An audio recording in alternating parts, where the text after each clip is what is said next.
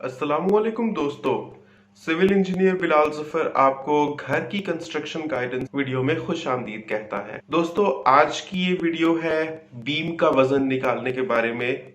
Beam का वजन निकालना इसलिए जरूरी है क्योंकि उसका वजन कॉलम्स के जरिए बुनियादों में जा रहा होता है।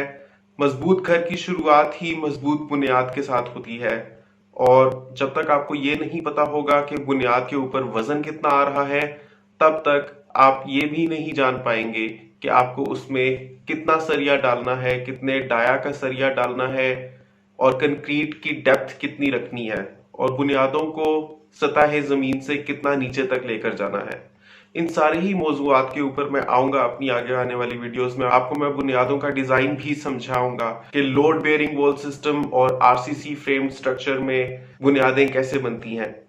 बहरहाल, आज की वीडियो में सीखिए कि बीम का वजन कैसे निकालना है। दोस्तों, सारी कैलकुलेशन मैं आपको पेपर के ऊपर दिखाऊंगा, लेकिन उससे पहले अगर मैं आपको थोड़ा मुख्तसरन बता दूं कि मैं किस हिसाब से कैलकुलेशन करने जा रहा हूं, तो आपके लिए बाद में समझने में काफी आसानी रहेगी। तो दोस्तों, मैंने कल वीडियो बनाई थी कॉलम्स का वजन निकालने के बारे में। जिन्होंने वो वीडियो नहीं देखी, उसका लिंक मैं नीचे डिस्क्रिप्शन में दे देता हूं, आप लोग देख सकते हैं। कॉलम्स के केस में हमने ये किया था कि एक कॉलम का वजन निकाल लिया था और घर में मौजूद जितने भी कॉलम उस क्रॉस सेक्शन के थे, उस नंबर के साथ उस वजन को मल्टीप्लाई कर दिया था, तो सभी कॉलम्स का वजन निकल आया था। लेकिन बीम की कैलकुलेशन थोड़ी डिफरेंट होती है, क्योंकि बीम में आप पर मीटर के हिसाब से वजन निकालते हैं कि 1 मीटर बीम का क्या वजन है।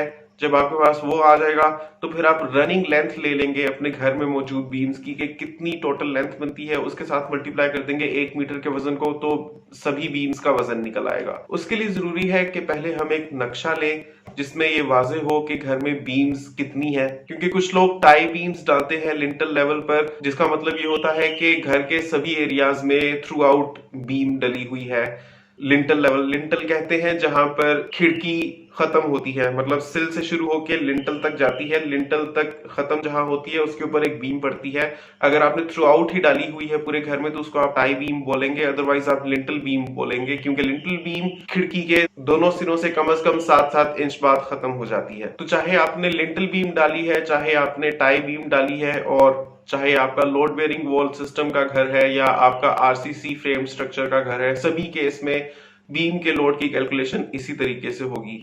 तो मैं करूंगा ये कि बीम का सबसे पहले क्रॉस सेक्शन लूंगा, देखूंगा कि बीम कितनी चौड़ी है, कितनी गहरी है। उस क्रॉस सेक्शन को मैं 1 मीटर लेंथ के साथ मल्टीप्लाई करूंगा, तो वॉल्यूम ऑफ कंक्रीट आ जाएगा 1 मीटर लेंथ के साथ।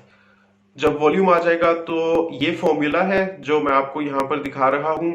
इस फॉर्मूले में आपको मैं डेंसिटी बताऊंगा कंक्रीट की। जब आप डेंसिटी को वॉल्यूम से मल्टीप्लाई करेंगे, तो वजन आ जाएगा 1 मीटर की लंबाई की बीम का। फिर मैं आपको बताऊंगा कि रनिंग लेंथ कैसे कैलकुलेट करनी है बीम्स की।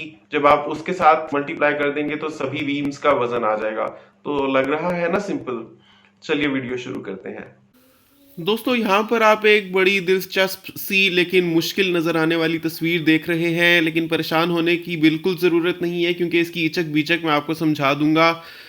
वो लोग जो अनपढ़ हैं और ज़्यादा डिटेल्स में पढ़ना नहीं चाहते, बस ये चाहते हैं कि मैं उनको सीधा सीधा बता दूं कि भाई ये 5 मरले का घर है और ये जो मैंने नक्शा दिखाया है जिसमें ये बीम्स का लेआउट है, तो बीम्स का कितना वज़न होगा, तो उनको मैं साफ साफ बता दूं भाई 14,350 किलोग्राम वज़न होगा बीम्स का। लेकिन अगर कोई समझना चाहे कि ये वज़न कैसे आया, तो वो मैं पूरा आपको समझा देता हूँ। सबसे पहले आप देखें मैंने बीम का सेक्शन क्या लिया है, 9 इंच बाय 12 इंच। तो आप इस वीडियो से ये भी सीखते हैं कि रेजिडेंशियल कंस्ट्रक्शन में नॉर्मली जो बीम का साइज़ लिया जाता है वो 9 इंच बाय 12 इंच होता है। उसकी वजह ये होती है कि 9 इंच मोटी दीवारें होती हैं, उसी के ऊपर ठीक ठीक बीम आ जाती है, और उसके अलावा 12 इंच मतलब 1 फुट डेप्थ होती है बीम की। आपको मैंने प्लिंथ बीम का भी बताया था कि उसका भी सेक्शन यही होता है 9 बाय 12 इंच डबल स्टोरी घर के लिए। तो डबल स्टोरी घर के लिए आप लिंटल बीम्स का भी यही सेक्शन रखेंगे। तो सबसे पहले आपने इंचों को मीटर में चेंज कर लेना है। तो आप गूगल कर लें 1 इंच टू मीटर या 12 इंच टू मीटर, आपको लिखी आ जाएंगी रीडिंग्स, सिंपल है। तो मैंने मीटर्स में भी मेंशन कर दी हैं। अब बीम्स का ये हिसाब होता है कि हम पहले 1 मीटर का वज़न निकालते हैं और फिर हम उसको टोटल बीम्स की लेंथ से मल्टीप्लाई कर देते हैं, तो वज़न आ जाता है। तो पहले हम फोकस करते हैं वेट ऑफ कंक्रीट बीम्स पर। तो आप देखें कि volume of 1 metre long concrete beam, volume कैसे निकलता है तीनों डायमेंशंस को मल्टीप्लाई करके, तो आप 0.3 इंटू 0.2286 इंटू 1 करेंगे तो 0.06858 क्यूबिक मीटर वॉल्यूम आ जाएगा 1 मीटर लंबी कंक्रीट बीम का। डेंसिटी ऑफ कंक्रीट होती है 2400 किलोग्राम पर मीटर क्यूब। तो फॉर्मूला मैंने आपको बताया था, density is equal to mass per unit volume, उसमें आप एंटर करेंगे तो वेट आ जाएगा 2400 इंटू जो आपने पहले वॉल्यूम निकाला था 164.59 किलोग्राम। अब आपने देखना है कि कंक्रीट बीम की टोटल लेंथ कितनी है। उसके लिए आपको ये नक्शा मैं दिखा रहा हूँ, इसमें मैंने सारी ये जो लाइंस हैं इनकी लेंथ्स को एडअप किया है। कोई डिटेल से देखना चाहे तो वो एक एक करके हिसाब कर सकता है मेरे पास, क्योंकि अगर मैं करने बैठ जाऊँगा तो बहुत लंबी हो जाएगी वीडियो। तो मैंने पहले से हिसाब लगा रखा है, इन सारी ही लेंथ्स को आप एडअप करेंगे तो ये टोटल 268.5 फुट बनता है, जो मीटर्स में 81.83 मीटर्स होता है। आपने मीटर में ज़रूर चेंज करना है, चाहे इंच में रीडिंग हो चाहे फुट में रीडिंग हो, मीटर में ज़रूर चेंज करना, क्योंकि डेंसिटी जो आपको मैं बता रहा हूँ वो मीटर क्यूब के हिसाब से है।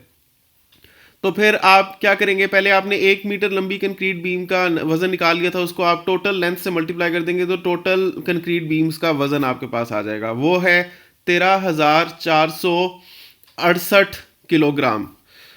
तो वॉल्यूम कितना हुआ कंक्रीट बीम्स का, उसके लिए आप ये जो वेट निकला है इसको कंक्रीट की डेंसिटी से डिवाइड कर दें तो आ जाता है 5.611 क्यूबिक मीटर। ये हमें वॉल्यूम ऑफ कंक्रीट क्यों एंड में फाइंड किया ये मैं आपको अब बताने वाला हूँ, क्योंकि स्टील रीइंफोर्समेंट बीम्स में 2% होती है कंक्रीट वॉल्यूम के। आपको कॉलम्स के केस में मैंने बताया था कि 1% होती है। तो और ये थंब रूल्स हैं, जाहिर है कि स्टील रीइंफोर्समेंट हमेशा हर घर के अपने यूनिक प्लान और लोड डिस्ट्रीब्यूशन के हिसाब से डिज़ाइन की जाती है, लेकिन थंब रूल की हम बात करते हैं यहाँ पर। तो 2% होता है कंक्रीट के वॉल्यूम का, तो 2% ऑफ कंक्रीट वॉल्यूम निकलता है 0.1122 cubic metre. Density of steel होती है 7850 किलोग्राम पर मीटर क्यूब। तो स्टील का वेट हो जाएगा, डेंसिटी को आप वॉल्यूम से मल्टीप्लाई कर दें तो वेट निकल आता है 880 किलोग्राम। तो आपको पता है कि कंक्रीट बीम में कंक्रीट भी होती है और स्टील भी होता है, तो दोनों को आप ऐड अप करेंगे तब टोटल वेट निकलेगा। तो टोटल वेट निकलता है 14,350 के लगभग किलोग्राम। तो इतना ज़्यादा वजन होगा कंक्रीट का, और ये डेड लोड है।